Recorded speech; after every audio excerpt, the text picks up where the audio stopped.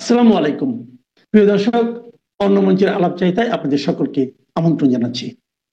সুপ্রিয় দর্শক শ্রোতা, আসসালামু আলাইকুম। যে যেখানে আছেন ভালো থাকবেন সেটাই প্রত্যাশা করি। আজ একটি গুরুত্বপূর্ণ বিষয় নিয়ে আলোচনা করব। আলোচনাটা খুব সুখকর আলোচনা না, তবে আলোচনা হওয়া প্রয়োজন বলে আমি মনে করি। আলোচনার শিরোনামটা এরকম: শেখ হাসিনা কি সুরক্ষিত ছিলেন নাকি অরক্ষিত ছিলেন? এই বিষয়টা নিয়ে আলোচনা করব। আমার আলোচনার নির্যাস পেয়েছি আমি একজন বিদেশি সাংবাদিকের কাছ থেকে। ওই সাংবাদিক বিভিন্ন দেশের গোয়েন্দা সংস্থার সঙ্গে বিভিন্নভাবে কাজ করে থাকেন। এভাবে তার কাছ থেকে প্রাপ্ত তথ্যপত্রের ভিত্তিতে আমি একেবারে নির্যাস ততটুকু নিয়ে কথা বলতে চাই। বিস্তারিত আলাপ করা যাবে না এই ভিডিও কন্টেন্টসের মধ্য থেকে। তিনি আমাকে সিম্পলি বলেছেন যে prime minister Sheikh Hasina survive miraculously. এর বাংলা দাঁড়ায় অলৌকিকভাবে শেখ হাসিনা বেঁচে গেছেন, খুব স্বাভাবিকভাবে তার বেঁচে যাবার কথা ছিল না। এই সাংবাদিক কোনোভাবেই আওয়ামী লীগ পক্ষ অবলম্বী না, তবে একটা বিদেশি সংবাদ সংস্থায় কাজ করেন এবং এই সঙ্গত কারণেই তিনি বিদেশি কয়েকটা গোয়েন্দা সংস্থার সঙ্গে সম্পৃক্ত। এর একটি গোয়েন্দা সংস্থা পৃথিবীর অত্যন্ত পাওয়ারফুল গোয়েন্দা সংস্থা। সেখান থেকে বিভিন্ন সোর্স থেকে তার প্রাপ্ত যে তথ্য সেটা তিনি আমার সঙ্গে কিছু কিছু শেয়ার করেছেন। সেই কিছু কিছু শেয়ারের অংশটা নিয়ে আমি কথা বলতে চাচ্ছি। যে শিরোনামটা আমি বললাম যে শেখ হাসিনা কি সুরক্ষিত ছিলেন নাকি অরক্ষিত ছিলেন, তার ভাষ্য অনুযায়ী দীর্ঘ আলাপচারিতার ভিতরে যে 2024 সালের নির্বাচনের প্রায় 6 মাস পূর্ব থেকেই শেখ হাসিনাকে মনিটর করছিলেন বিদেশি প্রভাবশালী একটি ছোট্ট দেশ কিন্তু প্রভাবশালী দেশের গোয়েন্দা সংস্থা, যারা সারা পৃথিবীতে খুব পাওয়ারফুল। তাদের শত্রু যে প্রান্তে থাকে সেই প্রান্তেই তারা আঘাত হানতে সক্ষম হন। এই পাওয়ারফুল দেশটার গোয়েন্দা সংস্থাকে বাংলাদেশে ডিপ্লয় করেছিল আরেকটি বড় রাষ্ট্র এবং তাদের ক্ষেত্র তৈরি করে দেওয়ার জন্য বাংলাদেশে প্রায় 7-8 বছর যাবৎ বিভিন্ন পর্যায়ে কাজকর্ম করত। তাদের একটা দাপ্তরিক অফিস খোলা হয়েছিল। সেই অফিসটা ছিল একটা বিজনেস অফিসের নামে। এই বিজনেস অফিসটা সত্যি কিছু বিজনেসের কাজ করত, পোশাক রপ্তানি, অন্যান্য মাল আমদানি, ব্যাংক বিভিন্ন হিসাব নিকাশ করে, একটা মাল্টি ন্যাশনাল কোম্পানি। এবং তাদের চমৎকার একটা অফিস ছিল। তবে সেই অফিসের কাজকর্ম হতো গ্রাউন্ড ফ্লোরে, আর উপরের ফ্লোরগুলো বিভিন্ন গুরুত্বপূর্ণ ব্যক্তিত্বের আসা যাওয়া, এবং বিভিন্ন সময় তারা ডিপ্লোম্যাটিক যে ক্লাব সেই ক্লাবে বসতেন। তবে ক্লাবে তাদের খুব আলাপ আলোচনা হতো না। যেসব বিষয়গুলো নিয়ে আমার কাছে জানতে চেয়েছেন যে শেখ হাসিনা কতটা সুরক্ষিত ছিলেন, প্রথম কথা তিনি বলছেন শেখ হাসিনা প্রতি মুহূর্তে তার ঘনিষ্ঠ মন্ত্রী, দলীয় কর্মী এবং অন্যান্য যারা ঘনিষ্ঠ ব্যক্তিবর্গ প্রশাসনের, তাদের সঙ্গে কথা বলতেন। সেই সমস্ত কথাগুলি মনিটর হতো। এই মনিটরিং এর ক্ষেত্রে সবচেয়ে গুরুত্বপূর্ণ জায়গা ছিল টেলিকমিউনিকেশন মনিটরিং সেন্টার। এই মনিটরিং সেন্টারে অতি সূক্ষ্ম কিন্তু হাই পাওয়ার টেকনোলজি সম্পন্ন চিপস তাদের লাগানো ছিল। পরে শেখ হাসিনা এবং তার ঘনিষ্ঠ মন্ত্রী, এমপি, দলীয় নেতা বা প্রশাসনের লোক, এমনকি তার আত্মীয় স্বজনের সঙ্গে তার যত প্রকারের কথা হতো সমস্ত কথাগুলোকে তারা মনিটর করতেন এবং সেগুলো রেকর্ড হয়ে যেত।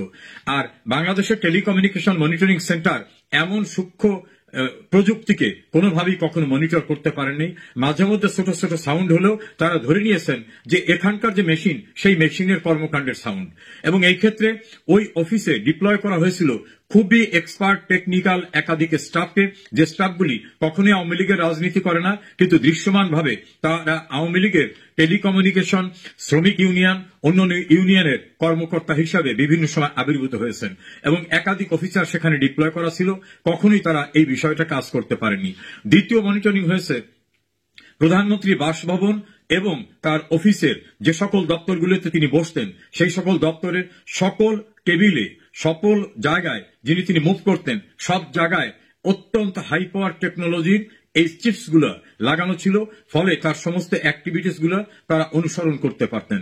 তৃতীয়, তার গাড়িতে এবং তার যে গাড়ির গ্যারেজ যেখানে যেখানে প্রধানমন্ত্রীর গাড়ি রাখা হয়, সেই গ্যারেজে ক্লিনিং এর দায়িত্বে যারা ছিলেন, ড্রাইভিং এর দায়িত্বে যারা ছিলেন, ঝাড়ু দেওয়ার দায়িত্বে যারা ছিলেন, ড্রাইভার থেকে শুরু করে বিভিন্ন পর্যায়ে, এদের বিভিন্ন পর্যায়ের লোকদের ভিতরে উনি এক্সাক্ট না বললেও বোঝা যায় তাদের ম্যানেজ করে বিভিন্ন জায়গায় এই চিপস গুলো তারা সেট করে রাখতেন। ফলে গাড়ি মুভমেন্টের সময় সমস্ত তথ্যাদি উপাধি তারা পেতেন। প্রধানমন্ত্রীর মুভমেন্টের জন্য যে সকল যন্ত্রপাতি ব্যবহার করত সরকারি গোয়েন্দা সংস্থা থেকে, সেখানে তাদের লোক ডিপ্লয়েড ছিল, কেউ কর্মকর্তা না, ছোট্ট লেভেলের, কিন্তু তাদের সঙ্গে যে চিপস ব্যবহার করা হতো সেই চিপস থেকে কমিউনিকেশনটা সম্পূর্ণরূপে তারা রাস্তায় কোন জায়গায় কখন প্রধানমন্ত্রী আছেন, কোথায় যাচ্ছেন, পথে কি প্রোগ্রাম আছে, সমস্ত কিছু তারা মনিটরিং করতে পারতেন। প্রধানমন্ত্রীর নিজ কার্যালয়ে যে ফাইলগুলো ব্যবহার করত, অর্থাৎ হার্ড যে ফাইলের ভিতর থাকে পেপার দিয়ে ফাইলটা তার সঙ্গে উপস্থাপন করা হতো, এই হার্ড ফাইলগুলোর ভিতরে সূক্ষ্ম পেপারের একেবারে দৃশ্যমান হবে না এমন চিপস ব্যবহার করা হতো, তার টেবিল চেয়ার থেকে শুরু করে। দেন তিনি যে সকল প্রোগ্রামগুলো যেতেন, যেখানে ইভেন্ট ম্যানেজমেন্ট চেয়ার টেবিল তৈরি করত, এই চেয়ার টেবিল তৈরির ইভেন্ট ম্যানেজমেন্টের ভিতর যারা ছিলেন সেখানে কর্মচারীদের ভিতরে তারা বিভিন্নভাবে প্রভাব বিস্তার করে সেখানেও চিপসের ব্যবহার করতেন, যেটা প্রধানমন্ত্রীর নিরাপত্তা বলয়ের দায়িত্বে যারা আছেন তাদের যে মেটাল ডিটেক্টর যেটা দিয়ে তারা পরীক্ষা করেন, এই ডিটেক্টরে কখনোই সেটা চিহ্নিত হবে না। মাঝে মধ্যে ন্যূনতম সাউন্ড হলে তারা ধরে নিতেন যে এটা টেকনিক্যাল ডিফিকাল্টিস। এভাবে প্রধানমন্ত্রীর নিজ বাসভবন, তার অফিস, সংসদীয় অফিস, সংসদের যে চেয়ারে তিনি বসতেন, এবং তার যে বাড়ি টুঙ্গিপাড়া এবং 32 নম্বরে বঙ্গবন্ধু ভবন, এর সর্বত্র হাইলি টেকনোলজির দ্বারা সম্পূর্ণরূপে কাভার করে ফেলেছিল এই গোয়েন্দা সংস্থাটা, যাতে তার অ্যাক্টিভিটিস, তার আলাপ আলোচনা পাওয়া যায়। ফলে পলিটিক্যালি উনি কোন ডিসিশন নিতে যাচ্ছেন, কি কি করবেন, সেই বিষয়গুলো তারা টাইম টু টাইম মনিটর করে তাদের বিকল্প ব্যবস্থা করত। আর তাদের এই বিকল্প ব্যবস্থা মনিটরিং এর জন্য হাই লেভেল টেকনোলজির যে অফিসটি, সেটা বললাম যে একটা ব্যবসায়ী অফিস, মাল্টি ন্যাশনাল কোম্পানি, 3-4টা দেশের মিলে একটা কোম্পানির অফিস হিসাবে এটাকে তৈরি করা হয়েছিল বাড়িধারায়। সবাই জানতো বিদেশিদের ব্যবসায়ী অফিস, কিন্তু 5 অক্টোবরের পরে 5 দিন পরে সেই অফিসটির সমস্ত মালামাল তারা পুড়িয়ে ডিস্ট্রয় করে দিয়ে চলে যায়। ওই কোম্পানির এখন সেখানে কোনো সাইনবোর্ড পর্যন্ত নাই, কোনো কর্মচারীও সেখানে নাই। যদি কেউ বাইরে আউটসোর্সিং এর কাজ করতো তারা সেখানে গিয়ে দেখে এই অফিসের কোনো কিছু নাই। এরপরে যে সবচেয়ে গুরুত্বপূর্ণ বিষয়টি, প্রধানমন্ত্রীর নিরাপত্তা বলয়ের জন্য যারা কাজ করেন, স্পেশাল সিকিউরিটি ফোর্স SSF, আলাদা একটা পুলিশ বাহিনী, DGFI এর যারা কর্মকর্তা এবং ফোর্স, NSI এর এবং পুলিশের স্পেশাল ব্রাঞ্চের, এর ভিতরে তারা দীর্ঘদিন চেষ্টা করে তাদের মনোনীত লোককে ডিপ্লয় করাতে সক্ষম হয়েছিলেন। এই ডিপ্লয়িং এর জন্য তারা রিকমেন্ড করাইছেন আওয়ামী লীগের গুরুত্বপূর্ণ নেতা, প্রশাসনের গুরুত্বপূর্ণ ব্যক্তিদের দিয়ে। তারাও হয়তো বুঝতে পারেন নাই যে আমি কাকে অনুরোধ করতেছি। এভাবে অনেক বিশ্বস্ততার জায়গাগুলিতে পিয়ন থেকে শুরু করে constable officer, field officer, reporting officer, এরকম ভাবে তৈরি করা তাদের লোকগুলি ঘিরে ছিল সর্বত্র। দেন তার নিরাপত্তার দায়িত্বে যারা ছিলেন, একেবারে গেট থেকে গণভবন, প্রধানমন্ত্রীর কার্যালয় সহ সকল গেটে গভীর রাতে গেটটি যিনি তার বাসার বন্ধ করে দিতেন, সেই বন্ধের সময়ও চেকিং হতো যে অ্যাক্টিভিটিসটা কি হচ্ছে। আর বাংলাদেশে মেটাল ডিটেক্টর দিয়ে যেগুলো চিহ্নিত করা হয়, ডিটেক্ট করা হয়, সেগুলি এত মান্ধাতামূলের এবং সেগুলো যারা অপারেট করেন তারা ক্ষুদ্র একটি শব্দ হলেও সেটা যে আরো ডিটেক্ট করা দরকার সেটা কখনো তারা কল্পনাও করতে পারেননি, এমন ভাবে সূক্ষ্ম টেকনোলজি তারা ব্যবহার করেছেন। প্রধানমন্ত্রীর ব্যক্তিগত ব্যবহার্য যেসব এরিয়া, সেই এরিয়া পরিষ্কার পরিচ্ছন্নতার দায়িত্বে যারা ছিলেন তাদের মধ্য দিয়েও তারা বিভিন্ন জায়গায় বেসিনের নিচ প্রান্তে, টেবিলের নিচ প্রান্তে, টয়লেটের নিচে, এমন সব জায়গায় বিভিন্নভাবে ডিভাইস সেট করেছেন যেটা শুনলে অবাক হওয়ার মতো কথা। এবং এর মাধ্যমে তারা বলছেন যে বাংলাদেশে তাদের একটা গেটওয়ে ছিল, প্রধানমন্ত্রী রিলেটেড বিষয়গুলো ওই গেটওয়েতে যেত, গেটওয়ে থেকে তারা চেক করে সেইখান থেকে বাইরে পাঠাতো। এখানে একটা পার্ট হতো, সেখান থেকে কোন রকম এলোমেলো হয়ে গেলে, অস্পষ্ট হয়ে গেলে সেটাকে আবার শক্তিশালী করে তারা আবার ট্রান্সমিট করতো কনসার্ন এরিয়ায়। এভাবে প্রধানমন্ত্রীর সমস্ত বলয়গুলি তাদের টেলিকমিউনিকেশন মনিটরিং এর আওতায় তারা নিয়ে আসে। দ্বিতীয় নিয়ে আসে NSI, DGFI, special security force, president guard regiment এবং প্রধানমন্ত্রীর কার্যালয়ে যারা অন্যান্যভাবে দায়িত্ব পালন করেন। তার ভাষ্যমতে এর গুরুত্বপূর্ণ অনেকেই সরাসরিভাবে সহায়তা করেছে শেখ হাসিনা বিরোধী আন্দোলনে এবং তার মুভমেন্টে। নেক্সট, যারা বিভিন্ন কারণে তার উপর অখুশি, হয়তো একজন সচিবকে গুরুত্বপূর্ণ পদায়ন হয়নি, একজন সামরিক কর্মকর্তা গুরুত্বপূর্ণ পদায়ন পাননি, পুলিশ কর্মকর্তা পাননি, NSI কর্মকর্তা পাননি, একজন নমিনেশন পাননি, এই সকল ব্যক্তিদের সঙ্গে বিভিন্নভাবে সম্পর্ক গড়ে তুলে গদগদ করে তারা সমস্ত কথা বলে দিচ্ছেন। কোথায় কি সমস্যা আছে, কি হচ্ছে, সমস্ত তথ্যপত্র তাদের কাছ থেকে নিয়েছেন। এবং তাদের কাছ থেকে যে তথ্যপত্র নিয়েছেন তারা হয়তো কল্পনা করেনি যে তার যে কথোপকথন, এই সমস্ত কথোপকথনটা যিনি কথোপকথন করছেন তিনি নিজেকে হয়তো পরিচয় দিচ্ছেন ইন্ডিয়ান একটা বিশেষ সংস্থার, রাশিয়ান বিশেষ সংস্থার, আমেরিকার বিশেষ সংস্থার, অথবা অমুক দেশে তিনি বাংলাদেশের এজেন্ট। বিভিন্নভাবে সব কথোপকথনগুলো তিনি রেকর্ড করে নিয়েছেন এবং তার প্রতিপক্ষ যারা, তারা আবার কি বলে সেই বিষয়গুলো তারা তথ্যপত্র সেখান থেকে সংগ্রহ করেছেন। প্রধানমন্ত্রীর বিভিন্ন দপ্তরে, সেনাবাহিনীতে, ডিজিএফআই, এনএসআই, পুলিশে যারা বিভিন্ন সময় কাজ করে রিটায়ার্ড হয়ে গেছেন, তাদের সঙ্গে সখ্যতা গড়ে তুলে সেখান থেকে তথ্যপত্র সংগ্রহ করেছেন। যে সকল মন্ত্রী এমপিরাও নানাভাবে কষ্ট পেয়েছেন বলে মনে করেন, সেই ব্যক্তিদের কাছ থেকেও তথ্যপত্র তারা সংগ্রহ করেছেন। আর প্রধানমন্ত্রীর কার্যালয়ে ফুল টাইম নিরাপত্তার দায়িত্বে যারা ছিলেন, সেখানে সুকৌশলে তাদের লোককে তারা প্রবেশ করিয়েছিলেন এবং তার ভাষ্যমতে 5 আগস্টের প্রায় 2 সপ্তাহ পূর্বে স্নাইপার গণভবনে প্রবেশ করেছিল। এই স্নাইপার দিয়ে প্রতি মুহূর্তে দূর দূরান্তে সবকিছু মনিটর করা হতো এবং সেই মনিটরিং যে রেকর্ডটা, সেই রেকর্ডটা আবার কনসার্ন যারা ডিপ্লয় করেছে তাদের কাছে চলে যেত। এভাবে গণভবনটাকে, প্রধানমন্ত্রীর কার্যালয়কে এবং তিনি যেখানে প্রোগ্রাম করবেন সবটাকে মনিটর করা শুরু হলো নির্বাচনের 6 মাস পূর্ব থেকে এবং নির্বাচনের পরে বেপরোয়াভাবে এই কাজগুলি করেছে। আর পলিটিক্যাল এরিনার লোকরা যাতে ঘনিষ্ঠ হতে না পারে সেজন্য সুকৌশলে প্রশাসনের বিভিন্ন বাহিনীর তাদেরকে প্রাধান্য যাতে থাকে সেজন্য তাদেরকে উদ্বুদ্ধ করা হয়েছে। আরেকটি কথা তিনি বললেন, যে সকল কর্মকর্তারা বিদেশে ট্রেনিং এ যেতেন, পুলিশ, র্যাব, আর্মি, প্রশাসনের, তারা বিদেশে যাওয়ার পরে মনিটর করা হতো কে কোন দেশে যাচ্ছেন, সেখানে তাদের সঙ্গে কথা হতো, তাদের অনেককে সেখানে ম্যানেজ করা হতো, তাদের বড় বড় গিফট করে দেওয়া হতো, যে গিফট অস্বাভাবিক গিফট, সেই গিফটের মধ্য থেকে তাদের কাছ থেকে কি অবস্থা সরকারের, কেমন চলছে, দরদের সঙ্গে মানে পক্ষাশ্রিত অবস্থায় নিয়ে কথা বলে সমস্ত তথ্যপত্র উদ্ধার করা হতো। আর ধীরে ধীরে তাদের সঙ্গে রিলেশন করে তারা দেশে ফিরে আসার পরেও তাদের সঙ্গে কথোপকথনের ভিতর থেকে তথ্যপত্র নিতেন। ছাত্র সংগঠনের ভিতরে একই কায়দায় দীর্ঘদিন ধরে এন্ট্রি আওয়ামী লীগের লোকদের ঢুকিয়ে দেওয়া হয়। একইভাবে প্রশাসনে, সিভিল অ্যাডমিনিস্ট্রেশনে, প্রধানমন্ত্রীর কার্যালয়ে, ডিজিএফআই এ, এনএসআই এ, স্পেশাল ব্রাঞ্চে এবং অন্যান্য জায়গায় এভাবে তারা তাদের লোককে সুকৌশলে ঢুকিয়ে দেয়। আমাকে প্রশ্ন করলেন যে আপনারা জানেন শেখ হাসিনার সময় যারা খুব গুরুত্বপূর্ণভাবে স্পেশাল ব্রাঞ্চের যে চিফ ছিলেন, তার আশপাশে যে সকল কর্মকর্তারা ছিলেন তারা এখন কি অবস্থায় আছেন? আমি বললাম নিশ্চয়ই খারাপ অবস্থায়। বললেন না, অনেকেই খারাপ অবস্থা নাই।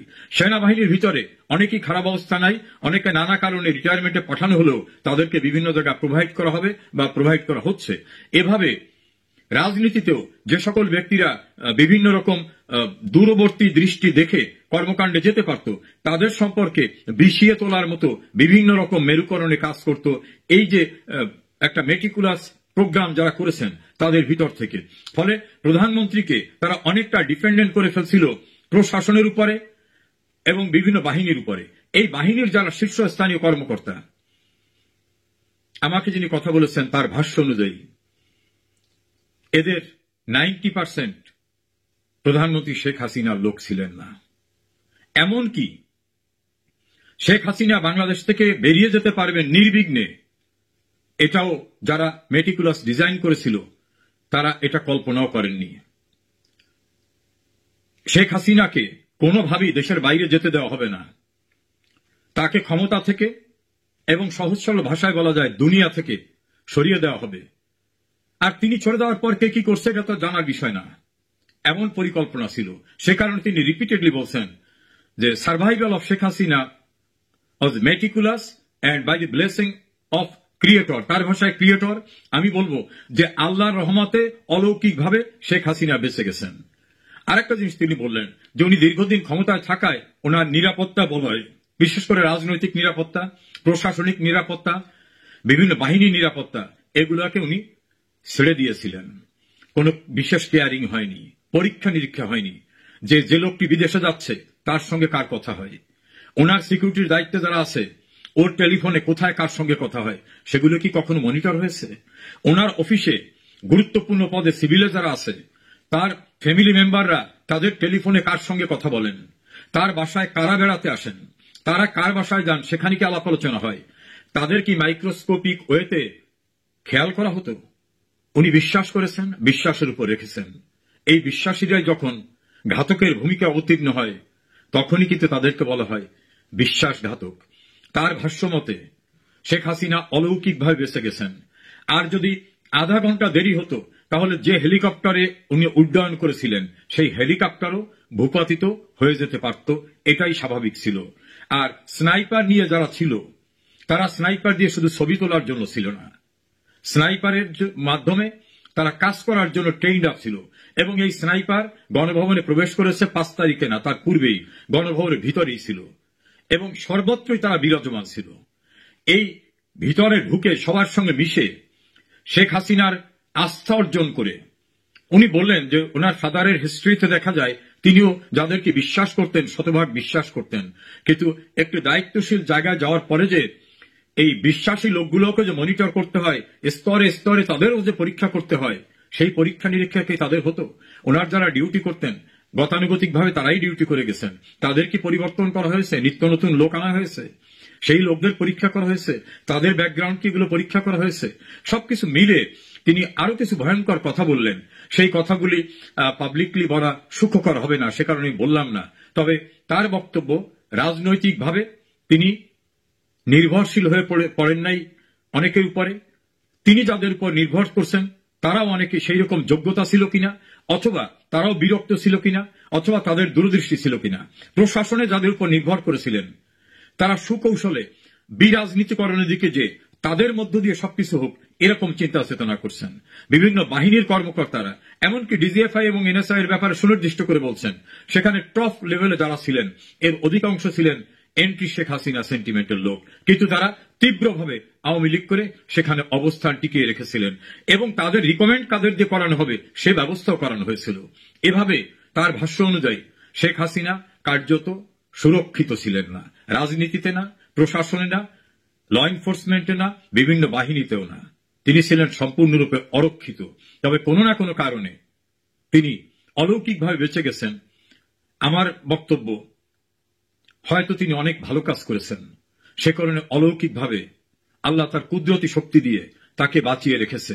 আমি যে তথ্যপত্র শুনেছি লোম শিহরিত হওয়ার মতো, যে শেখ হাসিনার আশপাশে বিশ্বাসী লোকেরা বিশ্বাসঘাতকে রূপান্তরিত হয়েছিল। আমি জানি না এই তথ্যের সারবস্তু কতদূর, কিন্তু যা শুনেছি তাতে আমি আতঙ্কিত। আল্লাহ হেফাজত করুন, বঙ্গবন্ধুর কন্যাকে নিরাপদ রাখুন যেখানে যে অবস্থায় তিনি থাকুন।